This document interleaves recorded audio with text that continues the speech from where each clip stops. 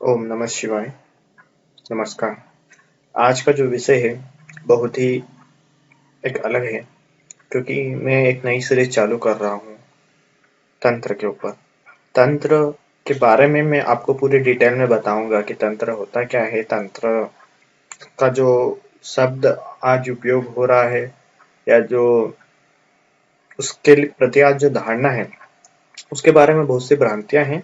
उसके बारे में बिल्कुल खुलासा करना चाहूंगा, उसके बारे में बताना चाहूंगा कि ये कोई वर्ड डरने के लिए नहीं है, ये कुछ शब्द डरने के लिए नहीं है।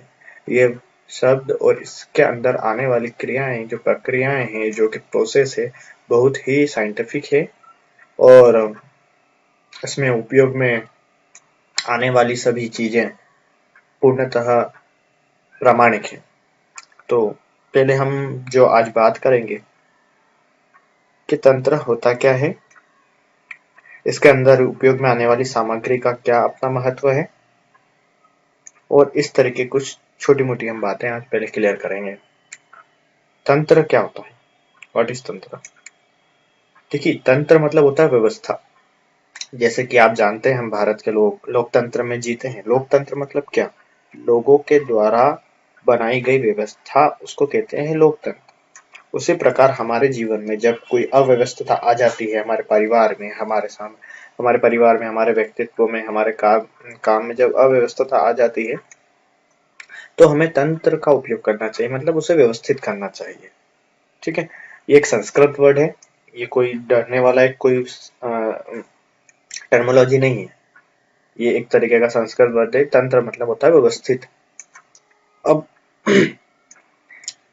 हमारे जो भारत का जो इतिहास रहा है, वो काफी स्वर्णिम रहा है। स्वर्ण युग एक हमारा था। मगर अभी देखा जाए तो उस वो समय अब नहीं है। आएगा, जरूर आएगा, वो समय भी आएगा। मगर उस समय में आखिर ऐसा क्या था जो स्वर्णिम युग कहलाया? देखिए, तंत्र के बारे में आपको जानना बहुत जरूरी है कि इसको लिखा किसने था, इसका प्रारंभ किसने किया था। तो इसका जो उद्गम स्थल था वो था महादेव के श्रीमुख से। महादेव के श्रीमुख से ही इसका उद्गम है। जो भी मंत्र तंत्र के अंदर आते हैं वो महादेव द्वारा रचित है। और इसके बाद उन्होंने जो शिक्षाएं दी, भगवान दत्तात्रेय और आगे बहुत से को भी दी, उन्होंने अपने हाँ, खोज कर कर एक साइंटिफिकली खोज करके उन ऋषियों, उन मुनियों ने इसके बारे में और मंत्रों को रचा। अब मंत्र रचे कैसे जाते हैं? क्या कोई भी बस लिख देगा मंत्र और उसको जाप कर लो और उसको उस विधि को कर लो तो हो जाएगा? ऐसा नहीं है। हमारे ऋषि मुनि थे, बहुत बड़े साइंटिस्ट थे। वो भी बहुत बड़े साइंटिस्ट थे। जैसे कि उन्होंने आज जो साइंस है वो बाहर की दुनिया देखता है। वो अंतरिक्ष में जाता है, अंतरिक्ष में खोज करता है, बाहर के बॉडी के बाहर जितनी भी चीजें उनको खोज करता है कि बॉडी को किस प्रकार से सुखी बनाया जाए। हमारा साइंस पूरा डिपेंड उसी पे है कि इस बॉडी को किस तरीके से ज्यादा सुखी बनाया जाए। इसलिए साइंस काम करता रहता है दिन प्रतिदिन। मगर हमारे जो ऋषि मुनि थे वो शरीर के अंदर की खोज करते थे कि अंदर से किस प्रकार से हमारी सारी चीजों को व्यवस्थित किया जा सकता है। उस हमारे ऋषि मुनि द्वारा बनाए गए साइंस और आज के साइंस में सिर्फ अंतर इतना है कि आज का साइंस बाहर की चीजों को देखकर शरीर को सुखी बनाना चाहता है। हमारे जो ऋषि मुनि थे वो अंदर की चीजों को देखकर हमारे हमारे शरीर को सुखी बनाना चाहते थे। तो हर चीज का एक साइंटिफिक रीजन उस समय होता था। अब मंत्र कैसे बनते थे? देखिए, हमारे जितने भी जो शरीर है उस शरीर के अंदर अलग अलग चक्रास हैं, एनर्जी सेंटर्स है। आज के साइंस की लैंग्वेज अगर आप बोले, हम उसे पहले चक्र बोलते थे। हमारे ग्रंथों में उसे चक्र बोला है, सप्त चक्र बोला है। मूलाधार, स्वादिष्ठान, नाभि चक्र जिसको मणि चक्र भी कहते हैं, अनाहत चक्र, उसके बाद स्वादिष्ठान चक्र, आज्ञा चक्र और सहस्रार चक्र। और आज की तारीख में उसको एनर्जी सेंटर्स बोलते हैं। अब ये एनर्जी सेंटर्स जो होते हैं, इनकी अलग अलग फ्रिक्वेंसी होती है, उनके अलग अलग अपने ही तत्व होते हैं, उनकी एक क्वालिटीज होती है। तो साधना के द्वारा, योग के द्वारा उस समय ऋषि मुनि क्या करते थे? जो भी मंत्र है, कॉम्बिनेशंस ऑफ वर्ड्स, जब किसी वर्ड के कॉम्बिनेशन होते थे उस समय एक ध्वनि निकलती थी।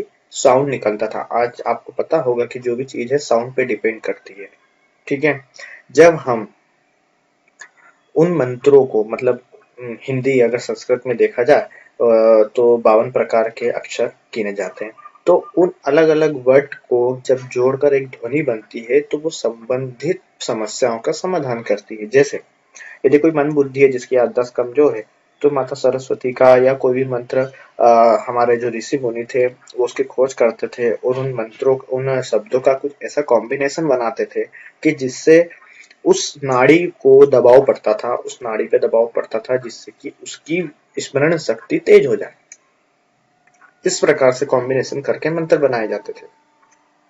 अब इस मंत्र को कॉम्बिनेशन करके बनाया जाता था मगर उस हमारे जो शरीर है उसके अंदर की शक्ति को जागृत कर देते थे, ठीक है। तो इस तरीके से हमारे अंदर का जो साइंस हमारे ऋषि मुनियों ने ढूंढा। ये कोई बहुत बड़ी बात नहीं है कि मंत्रों के द्वारा ये हो सकता है, वो हो सकता है।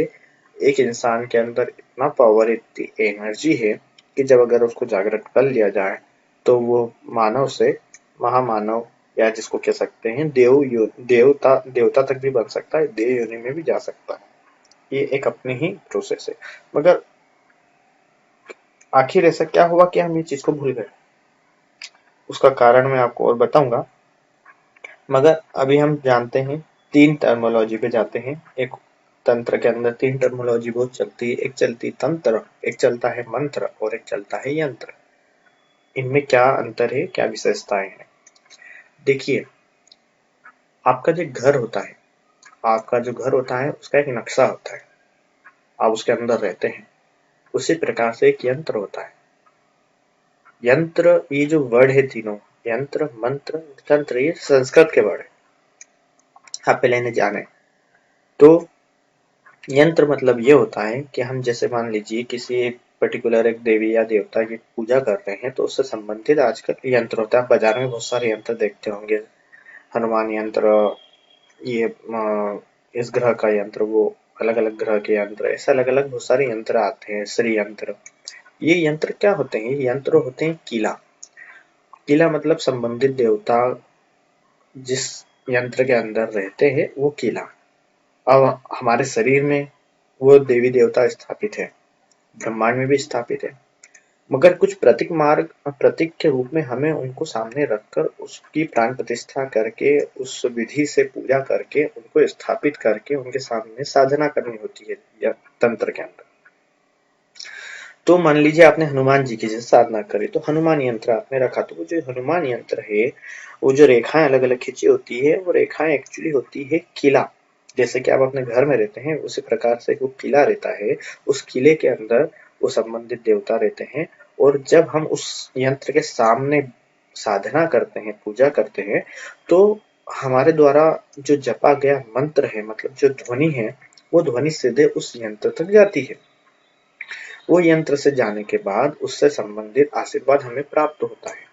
मान लीजिए जैसे कोई आपके घर है, आपके घर के अंदर आप बैठे हुए हैं और आपको कोई बाहर से अगर आवाज लगाता है तो आप घर के बाहर आके उससे पूछते हैं क्या हुआ, तो आप अपनी बात बताते हो। उसी प्रकार जब आप यंत्र के सामने बैठते हो, यंत्र के सामने मंत्र जाप करते हो, तो वो देवता तक वो ध्वनि जाती है। उस ध्वनि के प्रति अगेंस्ट में आपको वो आशीर्वाद आता है और उससे संबंधित आपकी जो समस्या होती है उसका समाधान होता है। तो वो जो यंत्र है वो एक प्रोसेस यानी एक चीज हुई। आपने जो मंत्र मुंह से जो भी साउंड जपा, मतलब मंत्र जपा, वो मंत्र है। और ये पूरी जो प्रोसेस है वो है तंत्र। मतलब आप समझ गए कि प्रोसेस को कहते हैं तंत्र। सामने आपने जिस यंत्र को रखा, जो भी गैजेट रखा है वो है यंत्र, और जो आपने जपा वो है मंत्र। तो ये होता है तंत्र मंत्र यंत्र। अब मुझे बता इसमें जादू टोना या क्या, जो भी अलग अलग भाषाएं आज उपयोग में ली जाती है वो क्या है?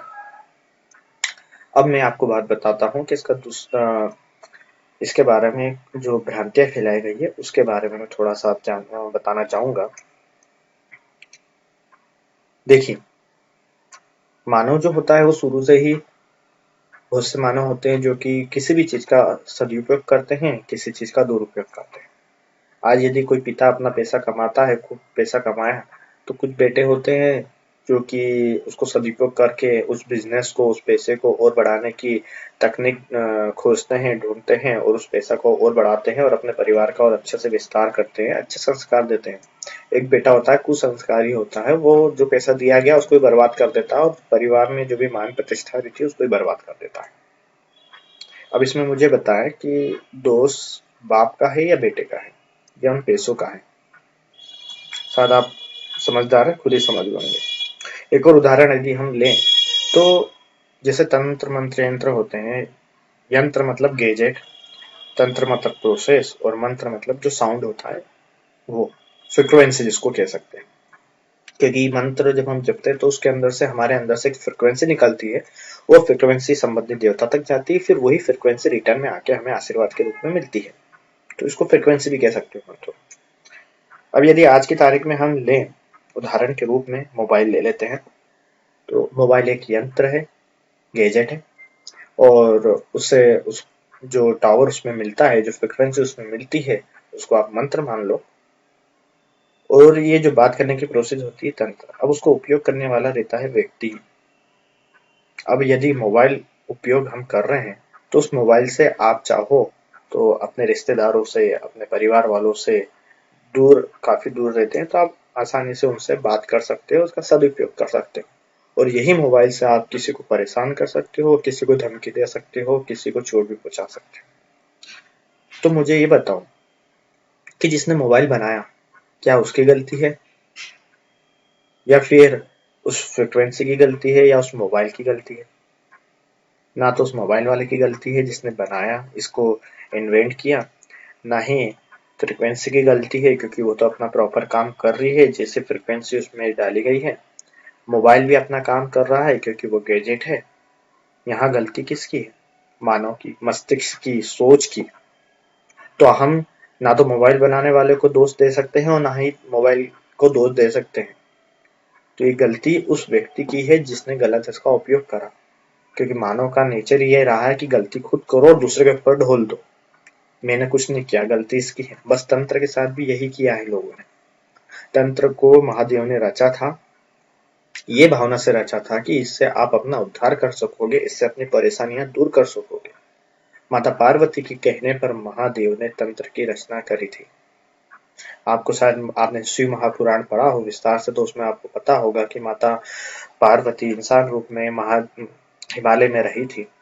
मगर जब उनको महादेव के साथ उनका विवाह हुआ तो उन्हें देवत्व प्राप्त करवाने के लिए महादेव ने पहले पूर्णतः तंत्र की उनको ज्ञान प्रदान किया था और उस ज्ञान को प्राप्त करके वो देवत्व को प्राप्त हुई, उनमें देवत्व की शक्ति जागृत हुई।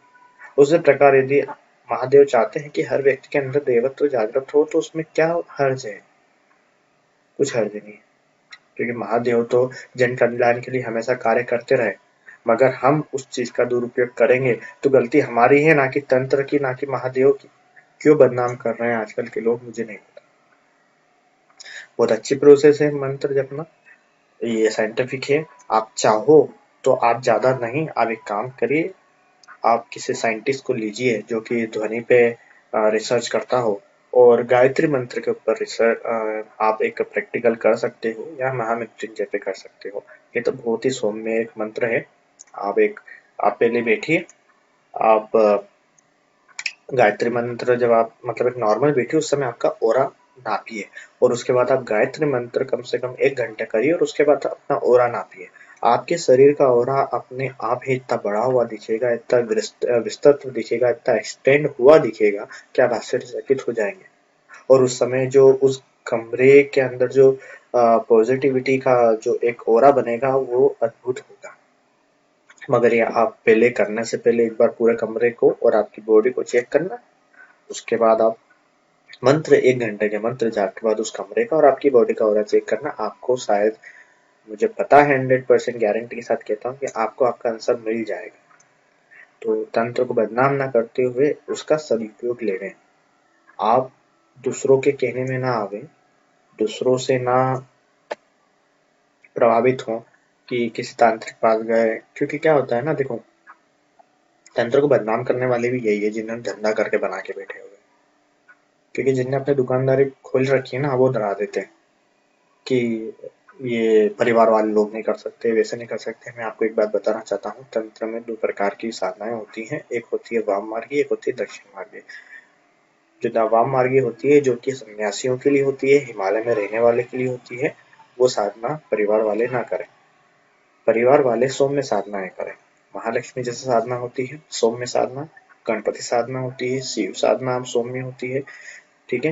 ये बहुत सी ऐसी साधना होती है जो कि सौम्य होती है, आप उनको करें। उसके द्वारा भी आप अपने आप के, अपने परिवार के, अपने व्यक्तित्व को अच्छा निखार सकते हैं। आज के वीडियो में बस इतना ही बोलूंगा कि आप किसी गलत हाथों में ना जावे और मंत्र साधना करें। मंत्र साधना, सामान्य मंत्र साधना करें। क्या प्रोसेस है, कैसे होती है, मैं आपको बताने का प्रयास करूंगा। पूर्णतः निःशुल्क है। कोई मैं आपको जो भी मेरी तरफ से अगर आपको कोई मदद चाहिए तो वो मैं आपको देने के प्रयास करूंगा।